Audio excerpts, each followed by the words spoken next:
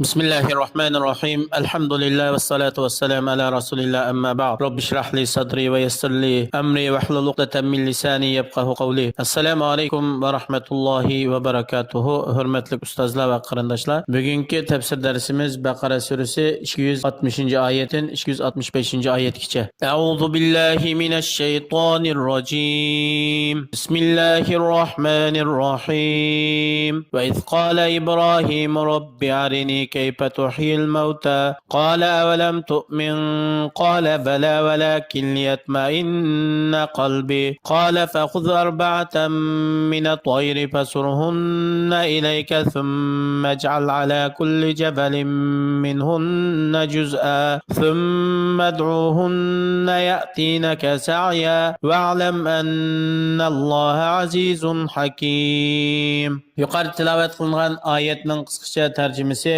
Alloh subhanahu va taolo payg'ambarimiz Muhammad alayhisalomga xitob qilib Ibrohim alayhisalomninki o'z vaqtida degan buni so'zini eslagin. Ibrohim alayhisalom bundoq degan: "Ey Rabbim, menga o'laklarni qandoq tirgizganligingni bir ko'rsatgan bo'lsang, men buni o'z ko'zim bilan ko'rgan bo'lsam." Alloh subhanahu va taolo buningga ishonmamsan Ibrohim debdi. Ibrohim alayhisalom bala albatta ishonaman. Men buningga iymon etdim, lekin qalbimdagi aramdillikninki iymonning bir ziyada bo'lish uchun men o'z ko'zim bilan ko'rsam. Shuning bilan Alloh subhanahu va taolo Ibrohim alayhisalomga sen 4 tani qushni tutqin. Undan keyin u qushlarni o'ltirib, parcha-parcha qilib, hammasini go'sht, pay, bo'yin, parchaqlarni bir-biriga aralashtirib o'tgan. Andin atrofdagi 4 tog'ning ustiga ma'lum bo'lakdan shu 4 ga bo'lib, 4 qushninki aralashtirilgan go'sht, pay, so'ngak nimalarni shu 4 tarafdagi 4 tani tog'ning ustida qo'yib qo'ygan. Andin keyin sen bir joyda turib, ularni chaqag'in. Ularning hammasi nayt aldirab keladi.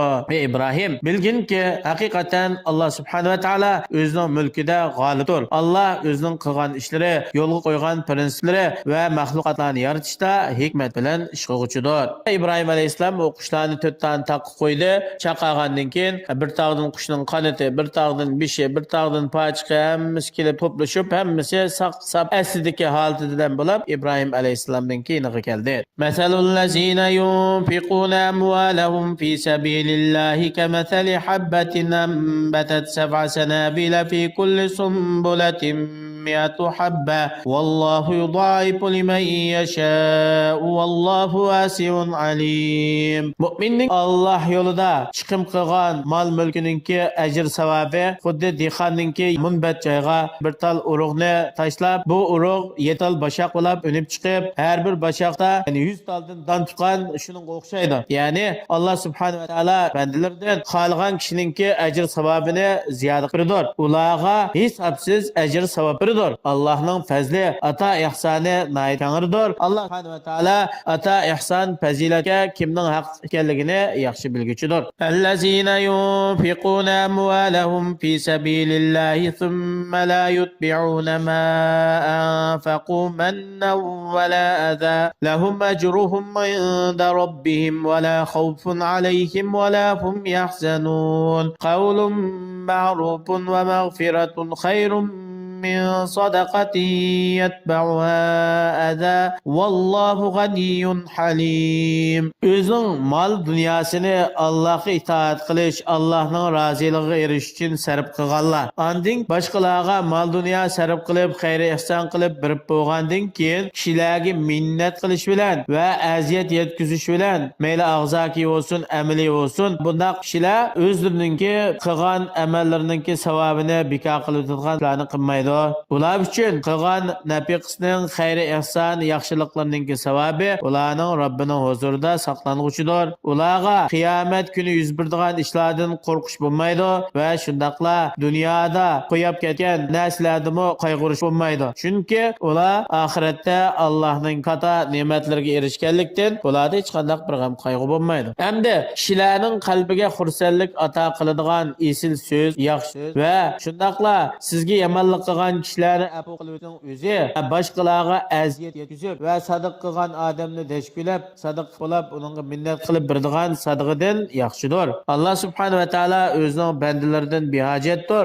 Alloh subhanahu va taolo haddan oshuvchilarni jazolashga oldirmaydigan nayt halim keng qo'saq esil zotdir. Ya ayyuhallazina amanu la tubtilu sadaqatikum bil manni wal adha kallazi yunfiqu malahu ri'an nasi wa la yu'minu billahi wal yawmil akhir famathaluhu kamathali صفان عليه تراب فأصابه وابل فتركه صلدا لا يقدرون على شيء مما كسبوا والله لا يهدي القوم الكافرين. Ey Allah'a işengen, Allah'ın peygamberine ergeçken Müslümanlar, müminler, sizler qilgan sadaqa, xayri ihsanlarınlarning savabini sadiq qilingan odamga minnat qilish va aziyat yetkazish bilan bekor qilib etmanglar. Bir odam o'zining mol mulkini kishilarga ko'rsatish, riyo qilish uchun Alloh yo'lida sarf qiladi va kishilarningki o'zini maqtash uchun bu bir odam bu Allohga va oxirat kuniga ishonmaydi. Shundaqla qiyomatga savob va jazoga ishonmaydi. Bu odamning misoli nimaga o'xshaydi desa, bir siliq tosh, ya'ni ustiga azroq to'pichon qo'nab qolgan siliq toshga o'xshaydi.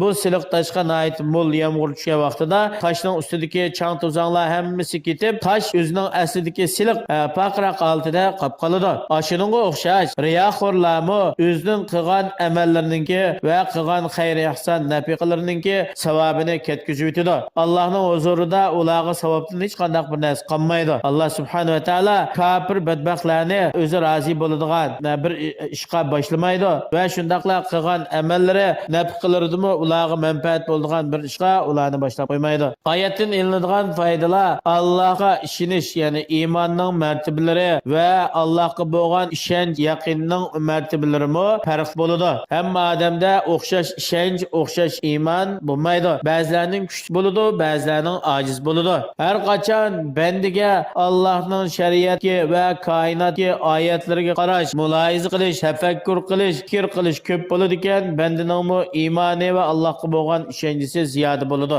Alloh subhanahu va taolo insonlarni o'lgandan keyin qayta tirildirganligi bu Allah subhanahu wa ta'ala'ningki qudratining nihoyatda mukammal ekanligi va buyukning nihoyatda katta ekanligininki oshkora dalilidir. Yana bir foydasi nima desa, Alloh yo'lida pul mol sarf qilishning fazilati va buning savobining katta bo'ladiganligi. Qachon vaqtiki shu pul molni sarf qilgan kishiningki niyati yaxshi bo'lsa, undan keyin xayr ihson qilgan kishilarga qaysi tarafdan bo'lmasin bir aziyat yetkazmasa va minnat qilmasa, bunda holatda bu kishiga beriladigan ajr savob ko'p bo'ladi. Ammo boshqalar xayr ihson qilib, minnat qilib aziyat yetkazadigan qilgan amallarininki savobi bekor bo'lib ketadi. Insonninki boshqalarga taqdim qiladigan eng go'zal amallardan biri qaysi desa, go'zal axloq. Mayli ag'zaki tarafdan bo'lsin, amaliy tarafdan bo'lsin, go'zal axloq bo'ladi. Va shundaqla o'ziga yomonlik qilgan, askilik qilgan, aziyat yetkazgan kishilarni afu qilib o'tishning o'zimi eng yaxshi ishlarning qatoridan hisoblanadi. Alloh subhanahu va taolo har birimizni o'zi yaxshi ko'radigan, rozi bo'ladigan ish amallarga muvaffaq qilsin. Assalomu alaykum va rahmatullohi